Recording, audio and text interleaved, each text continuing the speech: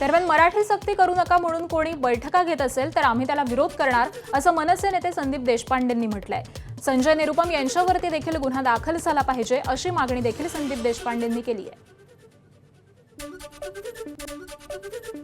हिंदुत्व सम्राट बाळासाहेब ठाकरे आणि आनंद दिघे यांच्या विचाराचं सरकार आहे असं जे सांगतात, त्यांच्याच पक्षाचा एक माणूस मराठी सक्तीची करू नका याच्यासाठी जर बैठका घेत असेल तर त्याला निश्चितपणे आम्ही विरोध करणार. आम्ही काय या कायदेशीर लढायला आणि केसेसना घाबरणारे लोक नाही.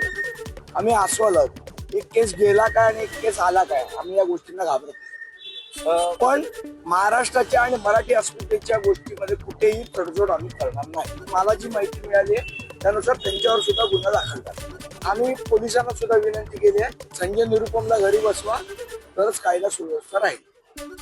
पण आपण दरवेळी बोलतो इथे येऊन आव्हानं नाही द्यायची आम्हाला. भैयांनी तर अजिबात नाही. मी तुम्हाला म्हणतो, मी उत्तर भारतीय लोकांची बोलत, त्यांची मराठी बोलायची तयारी आहे ना.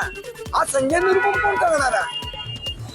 जे उत्तर भारतीय रिक्षावाले आहेत किंवा टॅक्सीवाले त्यांची स्वतःची तयारी आहे. ते म्हणतात आम्ही मराठी बोलू म्हणून.